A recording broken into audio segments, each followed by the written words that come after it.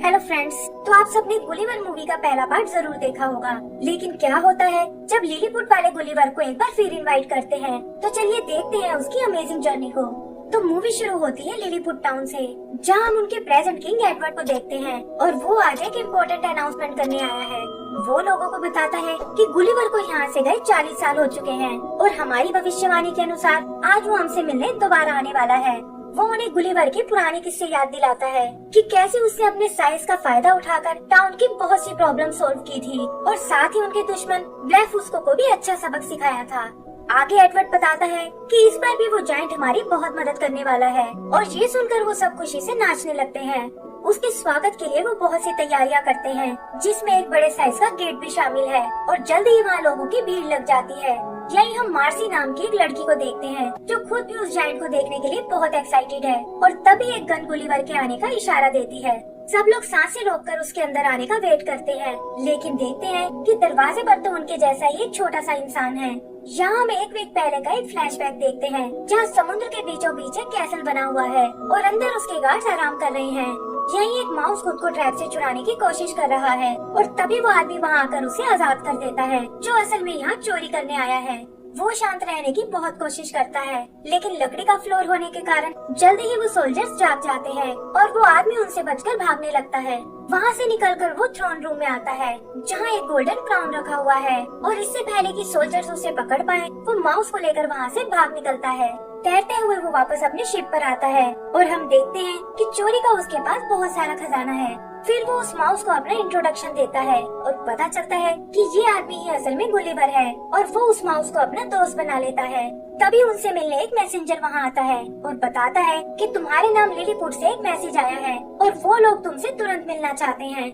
Gulliver भी अपने ship को उसी ओर मोड़ देता है और यहाँ से हम सीधा प्रेजेंट टाइम में आ जाते हैं। किंग उसे देखकर बहुत हैरान होता है और पूछता है कि आखिर तुम कौन हो। इस पर गुलिवर कहता है कि आप ही लोगों ने तो मुझे यहाँ बुलाया है और मेरा ही नाम गुलिवर है।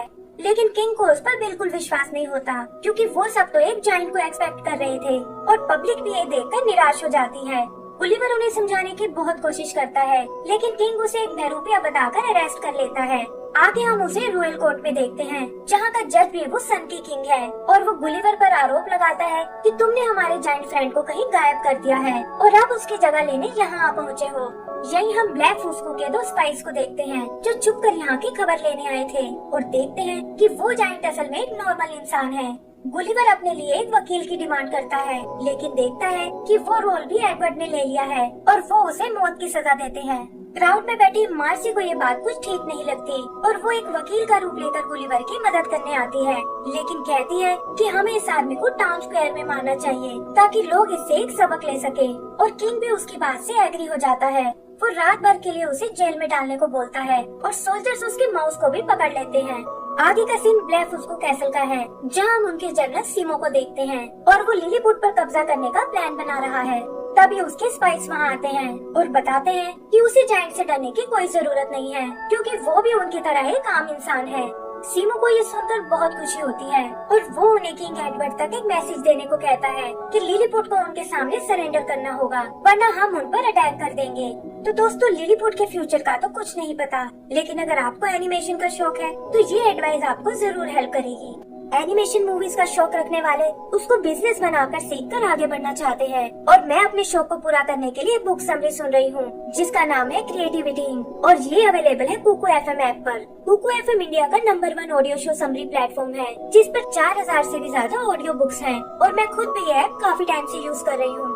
इस ऑडियो बुक को लिखने वाले हैं एडविन कैटमल, जो वॉल्ट डिज्नी को अपना आइडल मानते थे और उन्होंने ही इस बुक के थ्रू ऐसे ही एक मैनुअल को जन्म दिया है, जिसे पढ़कर आप लाइफ में आगे बढ़ सकते हैं। इस ऐप को 4.5+ की रेटिंग्स मिली हैं और ऐसी और मोटिवेटिंग स्टोरीज के लिए आप भी ये ऐप यूज कर सकते हैं। इसके लिए आप मेरा एक्सक्लूसिव कूपन कोड यूज कर सकते हैं, जिससे आपको मिलेगा 50% डिस्काउंट और ये सिर्फ पहले 250 यूजर्स के लिए अवेलेबल है। जो ईयरली सब्सक्रिप्शन 399 की है, वो मेरे सब्सक्राइबर को सिर्फ 199 में मिलेगी। इसका लिंक मेरे डिस्क्रिप्शन बॉक्स में है, तो लिंक पर क्लिक करिए और कुकू FM की इंटरेस्टिंग ऑडियो बुक्स में खो जाइए। इधर एडवर्ड गुलिवर से मिलने उसकी जेल में जाता है और बताता है कि आज रात वो जेलर के रोल में है और यहाँ उसका हालचाल पूछने आया है।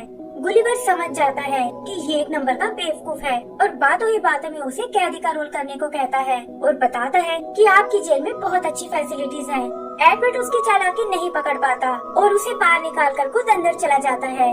जेल की चाबी भी वो गुलिवर को दे देता है और कहता है कि ये एक्सपीरियंस मजेदार होने वाला है। भागते हुए गुलिवर की मुलाकात मार्सी से होती है और वो देखता है कि यही कोर्ट रूम में उसकी वकील बनकर आई थी। गुलिवर उस पर नाराज होने लगता है कि तुम तो मुझे पब्लिक के सामने मरवाना चाहती थी, लेकिन मार्सी उसे समझाती है कि किंग तुम्हें उसी दिन मारने वाला था और मैं तो तुम्हें भागने का एक मौका देना चाहती थी। गुलिवर उसकी और कोई मदद लेने से मना कर देता है, लेकिन देखता है कि कैसल से निकलने का कोई रास्ता नहीं है। तब मार्सी उसे एक सीक्रेट रास्ता दिखाती है और वो उससे होते हुए ऊपर टाउन में आ जाते हैं। उधर सोल्जर्स के समझाने पर किंग को अपनी गलती का एहसास होता है और वो उनसे जल्दी गुलिवर को पकड़ने को बोलता है, लेकिन मार्सी और गुलिवर बचते हुए टाउन से बाहर निकल जाते हैं। वहाँ मार्सी उसके आगे का प्लान पूछती है और गुलिवर बताता है कि उसे यहाँ एक खास आदमी से मिलना है। मार्सी समझ जाती है कि वो अपने दोस्त फ्रीलोक की बात कर रहा है और बताती है कि लोग तुम्हारी दोस्ती के बारे में सब जानते हैं। फिर वो दोनों फ्रीलोक के पास जाने लगते हैं और गुलिवर नोटिस करता है कि यहाँ सब कुछ बहुत बदल गया है। रात को वो एक जगह कैंप लगाते हैं और मार्सी बताती है कि आग लगाने का कोई फायदा नहीं है क्योंकि जल्दी ही यहाँ स्नोफॉल होने वाला है। गुलिवर ये सुनकर हंसने लगता है कि भला समर में स्नोफॉल कैसे हो सकती है और उसे इग्नोर करके वो सोने चला जाता है। सुबह वो देखता है कि हर तरफ स्नो फैली हुई है और तब मार्सी उसे इसका राज बताती है कि कैसे किंग टाइम को तेजी से गुजारना चाहता था और इसके लिए उसने एक मैजिकल ऑर्डर का सहारा लिया और किंग होने के नाते नेचर भी उसके अगेंस्ट नहीं जा पाया। तब से हर हफ्ते लिलीपुट में एक ऐसा दिन आता है जो कि पूरे 1 साल के बराबर होता है और इस दिन वो लोग सभी मौसम का मजा लेते हैं और इसे ईयर डे के नाम से बुलाते हैं। इस पर गुलिवर पूछता है कि आखिर किंग टाइम की स्पीड को क्यों बढ़ाना चाहता था और मार्सी इसका जिम्मेदार गुलिवर को ही बताती है क्योंकि उसने 40 साल बाद आने का वादा किया था, लेकिन किंग इतना इंतजार नहीं करना चाहता था और उसने ऐसा तरीका ढूंढा जिससे 40 साल जल्दी से बीत जाए। तब गुलिवर उसे बताता है कि मेरा किसी भविष्यवाणी से कोई लेना देना नहीं है और मैं तो यहाँ अपने दोस्त फ्रीलोक के कहने पर आया हूँ। फिर वो जल्दी ही फ्रीलोक के घर पहुँच जाते हैं, लेकिन गुलिवर देखता है कि वो तो पहले से बहुत बुरा हो चुका है, जबकि वो दोनों एक ही एज के थे और समझ जाता है कि ये सब ईयर डे की वजह से है। फ्रीलोक भी उसे पहचाने से इनकार कर देता है और गुलिवर को ये भी पता चलता है कि मार्सी असल में उसी की बेटी है। तो मार्सी उन दोनों को अंदर चलने को कहती है, लेकिन हम देखते हैं कि फ्रीलोक ने एक मैसेज लिखकर किंग के पास भेज दिया है। गुलिवर उसे एक बार फिर समझाने की कोशिश करता है, लेकिन फ्रीलोक कहता है कि मेरा दोस्त एक जायंट हुआ करता था और तुम तो कोई बहरूपिया हो। तब मार्सी गुलिवर को बताती है कि उसके पिता ने लोगों को बहुत समझाया था कि गुलिवर एक नॉर्मल इंसान है, लेकिन किंग और उसके लोगों ने हमारा जीना दुश्वार कर दिया और मुझे बचाने के लिए उन्हें भी किंग की जायंट वाली बात एक्सेप्ट करनी पड़ी। फिर गुलिवर अपना एक गाना गाने लगता है जो वो और फ्रीलोक साथ में गाया करते थे और ये सुनकर फ्रीलोक उसे पहचान जाता है। तभी अचानक वहाँ सोल्जर्स आ जाते हैं और फ्रीलोक को बांधकर गुलिवर और मार्सी को अपने साथ ले जाते हैं और फ्रीलोक इसके लिए खुद को दोषी मानता है।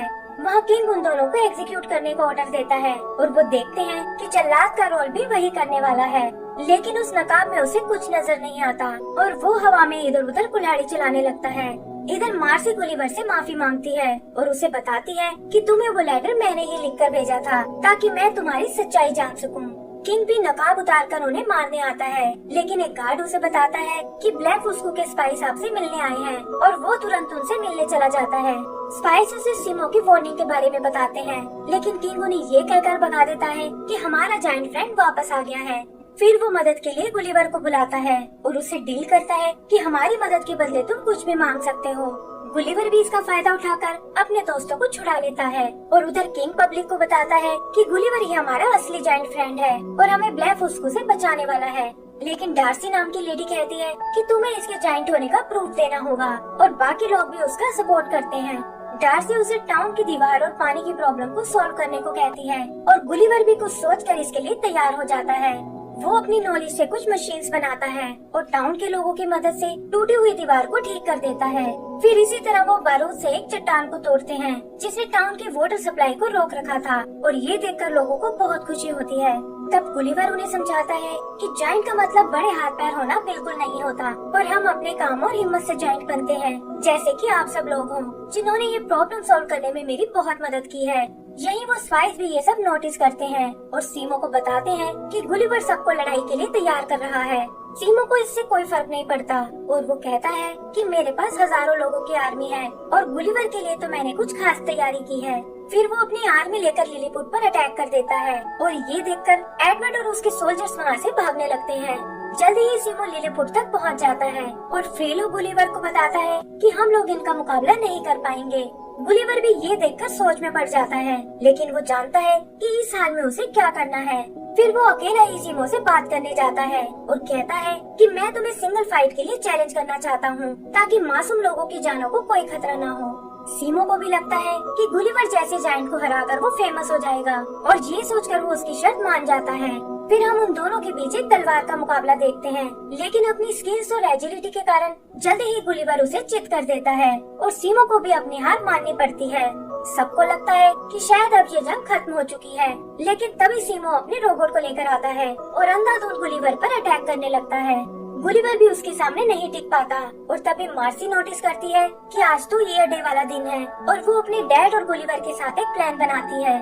वो सब गुलिवर को एक जायंट की तरह प्रोजेक्ट करते हैं और ऐसा दिखाते हैं जैसे मौसम में चेंज भी उसी की पावर का नतीजा है। सीमो के सोल्जर इससे डरकर वहाँ से भाग जाते हैं और तभी अचानक वहाँ स्नो गिरने लगती है। इससे सीमो का रोबोट फ्रीज हो जाता है और फ्रीलो के हथौड़े से उसे तोड़ डालता है। सीमो को भी डर कर वहाँ से भागना पड़ता है और लोग गुलिवर का थैंक्स बोलने आते हैं। किंग एडवर्ड इस जीत का क्रेडिट लेने आता है, लेकिन लोग अब उसको समझ चुके थे और डार्सी कहती है कि अब तुम हमारे किंग नहीं बन सकते और वो ये जिम्मेदारी गुलिवर से लेने को बोलती है। गुलिवर इस ट्रस्ट के लिए उनका थैंक्स बोलता है, लेकिन कहता है कि मुझसे अच्छा किंग फ्रीलो बन सकता है और वो भी इस पोजीशन को एक्सेप्ट कर लेता है। आगे पता चलता है कि गुलिवर और मार्सी ने आपस में शादी कर ली है और वो अपनी एक नई जर्नी पर जाने वाले हैं। फ्रीलोग और बाकी लोग उन्हें अलविदा बोलने आते हैं और गुलिवर प्रॉमिस करता है कि दोबारा वो उनसे मिलने जल्दी ही आएगा। एंड सीन में हम उन्हें अपनी जर्नी पर आगे बढ़ते हुए देखते हैं और इसी के साथ हमारी ये मूवी खत्म हो जाती है। तो दोस्तों, उम्मीद करती हूँ आपको ये मूवी पसंद आई होगी और जैसा कि मैंने बताया, कुकू FM ऐप को जरूर चेक करिएगा, जिसका लिंक हमारे डिस्क्रिप्शन में है। Thank you.